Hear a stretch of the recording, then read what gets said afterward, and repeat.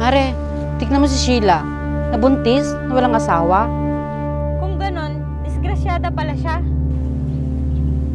Sinabi mo pa, akala mo mabait. Yung pala, malandi.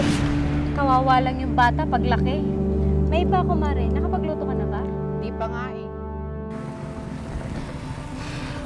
Asan na ba yun? Ang tagal, anong oras na?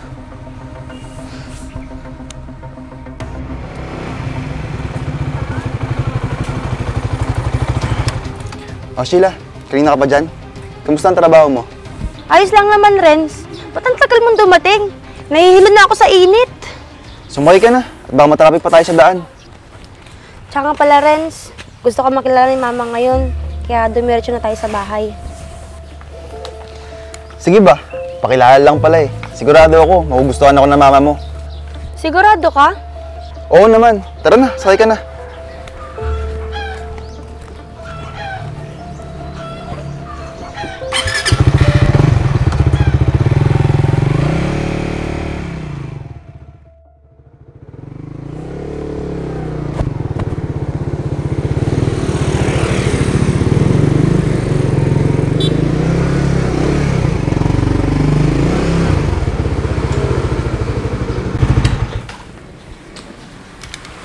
Renz, sandali lang. Oh, bakit na naman? Magmano ka agad pag nakita mo si Mama, ha? Stricto kasi yun. Kaya napapansin niya bawat kilos ng tao. Sus, kailangan pa ba yun? Oo naman. Kaya magbigay galang ka sa mga nakakatanda sa'yo. Sige na nga, ang dami mong alam.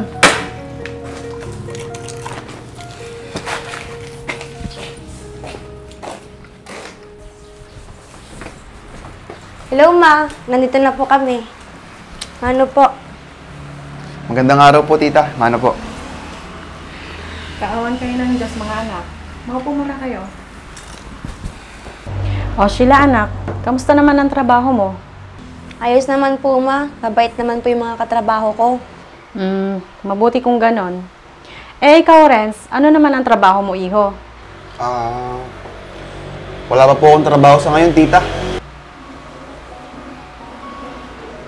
Anong pinagkakabalahan mo ngayon? Wala po, tita. Sa bahay lang po ako. Eh, paano mo nasusuportahan ang pangangailangan mo sa araw-araw? Pinapadalan po ako ng magulang ko ng allowance, tita. Ganun ba? Wala ka bang balak maghanap ng trabaho? Saka na po, tita. Nandiyan naman po si daddy tsaka si mami na nagbibigay ng allowance sa akin. Sheila, anak, pwede ba kita makausap saglit? Sige po, Ma. Renz, saglit lang, ha. Sige.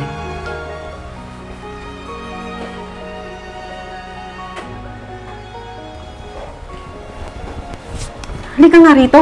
Bakit po, Ma? Hiwalayan mo ang lalaking yun. Bakit naman, Ma? Mahal namin yung isa't isa. Makinig ka, Sheila. Kapakanan mo lang ang iniisip ko. Ano ba yung sinasabi mo, Ma? May problema ka ba kay Renz? Basta! Hiwalayan mo siya. Makinig ka sa akin, Sheila, kung ayaw mo magsisisauli.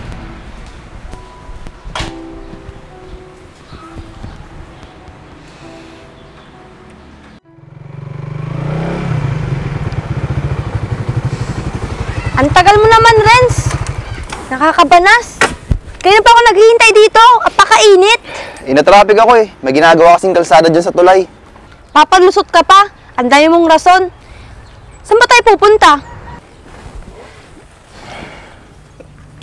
Pupunta tayo sa boarding house ko. Ayoko doon. Sige no. Wala naman tao doon. Ano? Tara.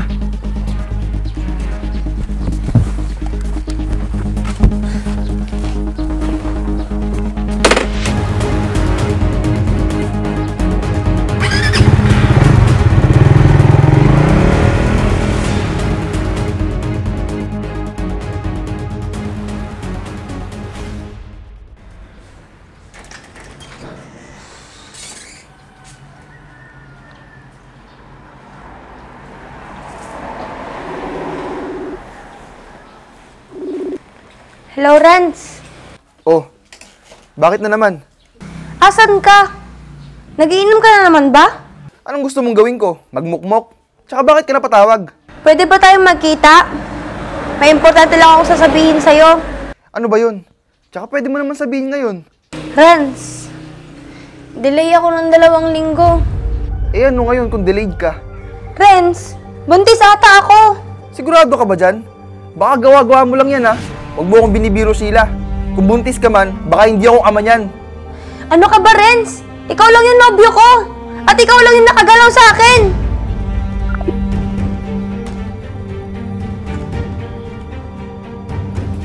Renz! Renz! Andyan ka pa ba? Magsalita ka! Hello? Renz! Renz! Renz! Paano na ngayon to?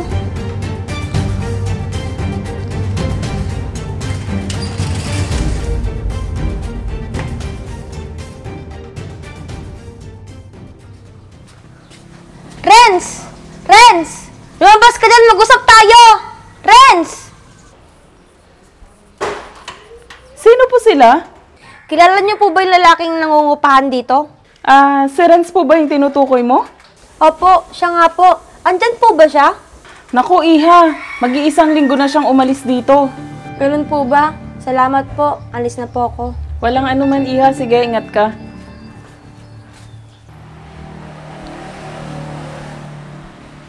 O, Sheila. Ang aga mo namang umuwi. Hindi po ako pumasok sa trabaho ko. Nahihilo at nangihina po ako. Eh, kumain ka na ba? Wala pa akong ganang kumain. Gusto ko lang po magpahinga. Sige po, ma. Matutulog po muna ako sa loob. O, sige, anak.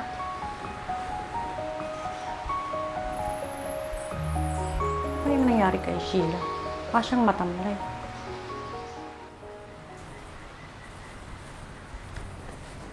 Oh, anak. Gising ka na pala.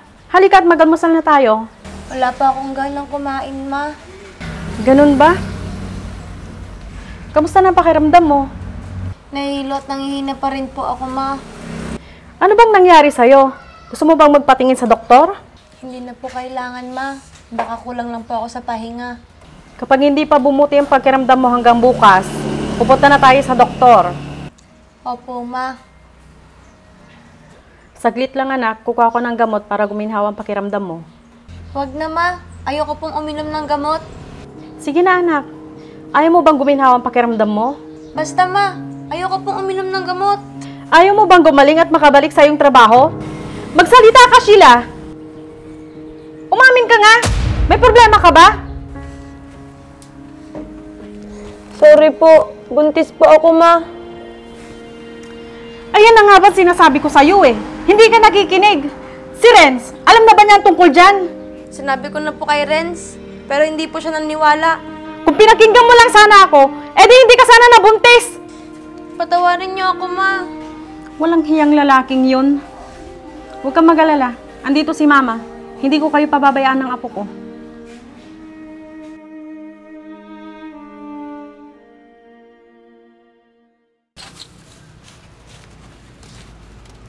Mare, tignan mo si Sheila.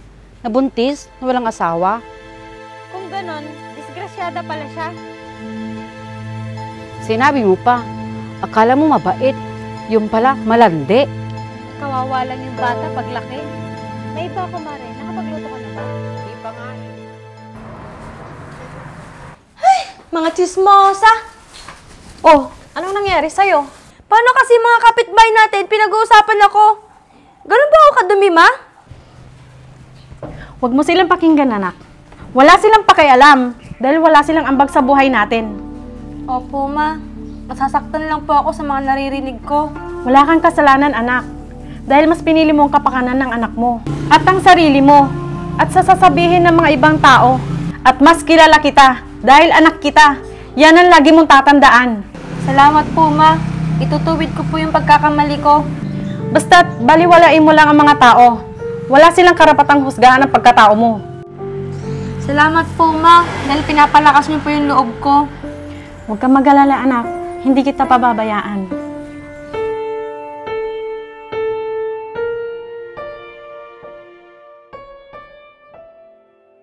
Pawis-pawis ka, apo. Parang kailan lang, ma. Ang laki na ni Amy. Naniwala ka na sa akin. Sabi ko naman sa'yo eh, kaya mo lagpasan ang pagsubok sa buhay mo. Maraming salamat po, Ma. Dahil nandyan kayo palagi para palakasin yung loob ko. Nung mga panahon na halos sumuko na ako, akala ko hindi ko kakayanin. Hindi ka naman bibigyan ng pagsubok kung hindi mo kayang lagpasan. Di ba, Amy? Opo, Lola. Kaya gawin mong aral yung nangyari sa'yo. Kaya nilagay yung utak sa taas para gamitin. Hindi puro puso ang paiiralin. Opo, salamat po uli. I love you, Amy. I love you, Mommy. I love you, Lola. Sheila!